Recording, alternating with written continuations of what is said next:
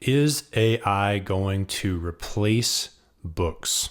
This is a question I got recently from someone who is a successful coach and a prolific content creator, someone whose opinion I respect because he's very successful.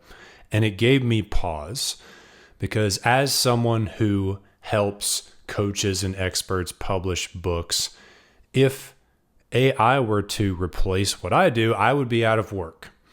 And I had to think about my answer really in depth because I knew I would be biased in my answer because I don't want to go out of business. But we got to think about this because if you're an author and you want to survive and thrive and you want the effort that you put into your book to actually pay off, to grow your business, to grow your authority, then you really got to think about whether or not AI is going to put your book out of commission, right?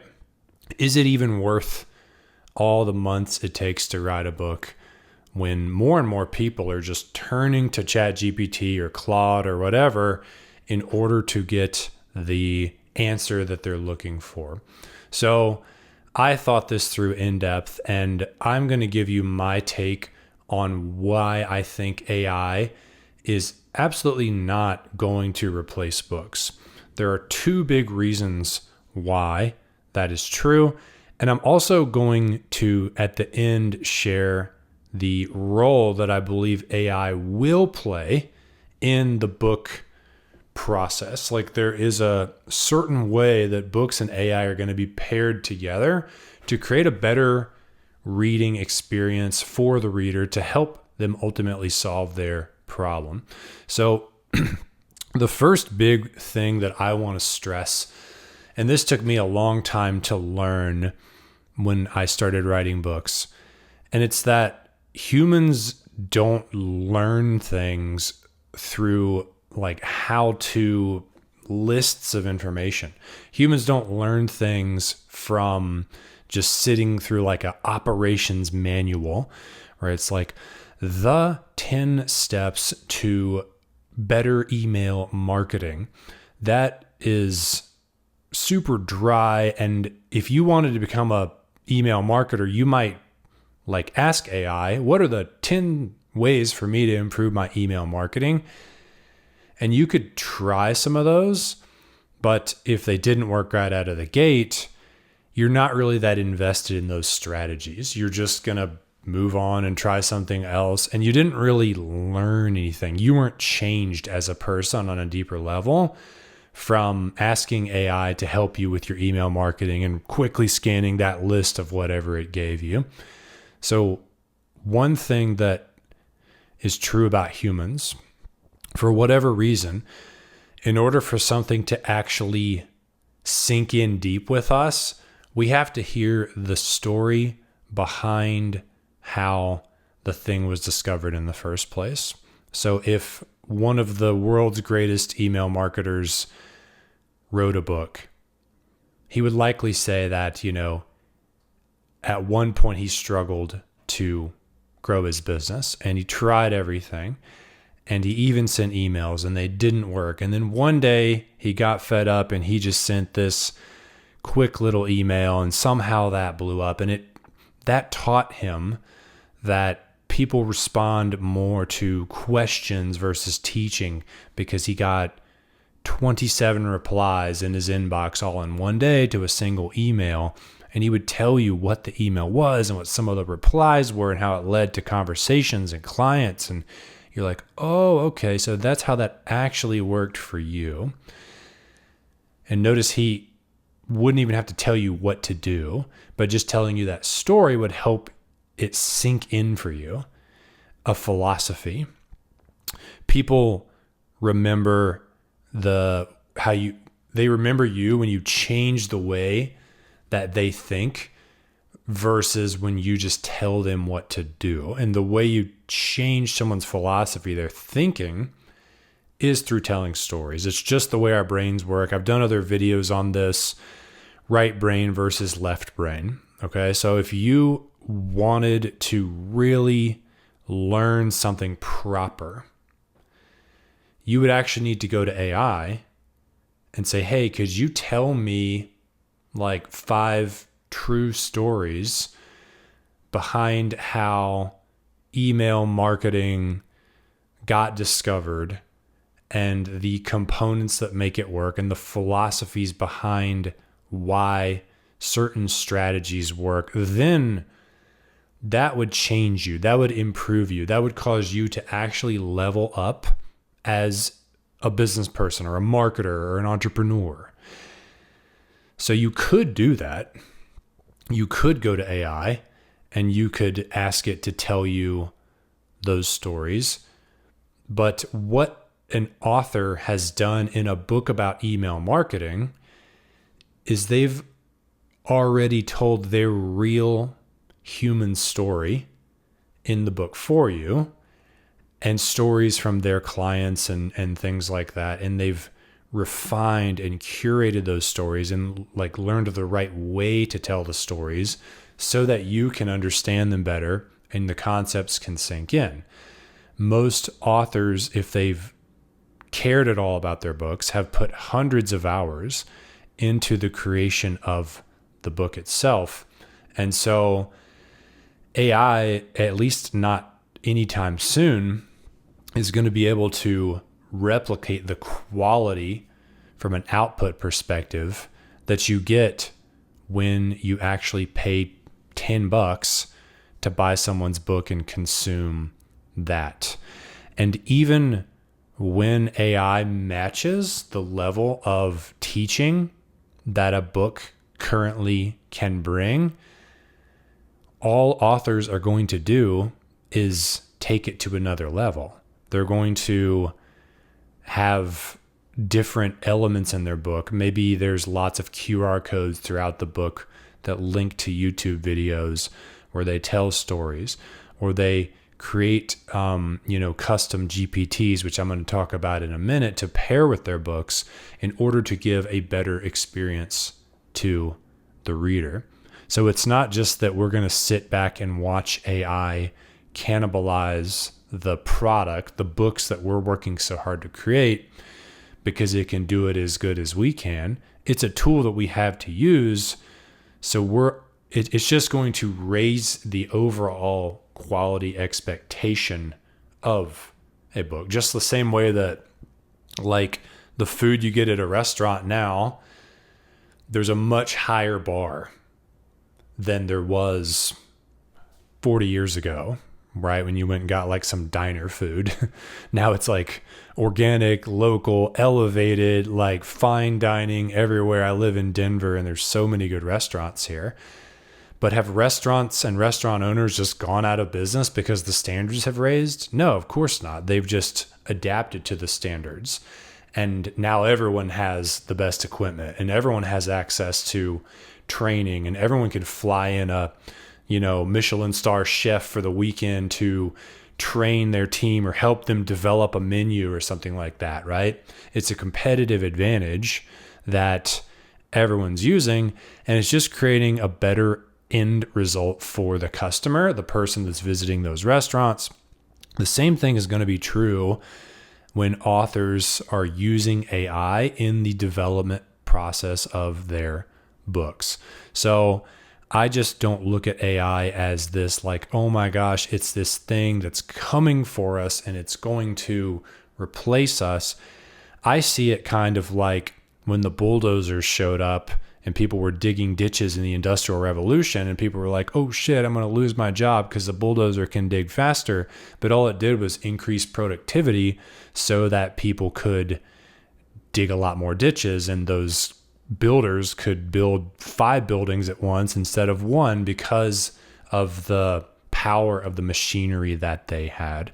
So bit of a tangent there, but the big thing to take away is that humans learn via story, and as of now, AI just can't deliver like the learning concept in as punchy of a way as a book can when there's been hundreds and hundreds of hours into the development of that book. Okay.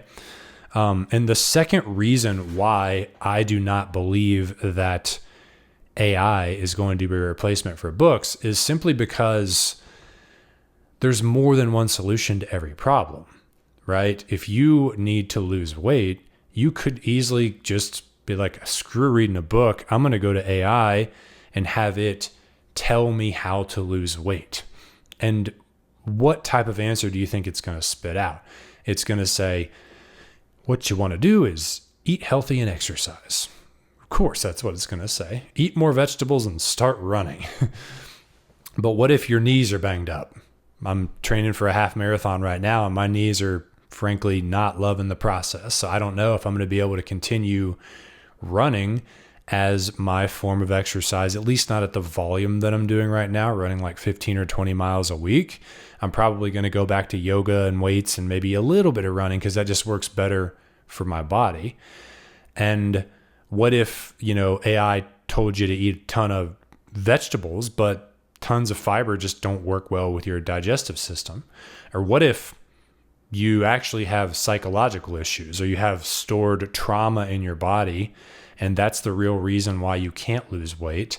It's because of things that happened to you in the past, and it's more to do with your mental than your physical, right? We all have different reasons why we have problems, and there's multiple effective solutions to problems. Not, one solution doesn't work for everybody. You have to find what works for you. And AI, it's not going to spit out, well, here's 20 potential solutions to your problem based upon all the reasons why you could be having this problem in the first place. It's not going to do that because that's not effective.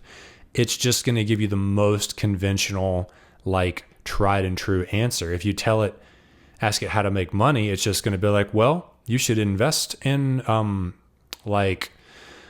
index funds or one of those things where everyone already agrees that that's the best investing vehicle. However, in 2020, when COVID happened,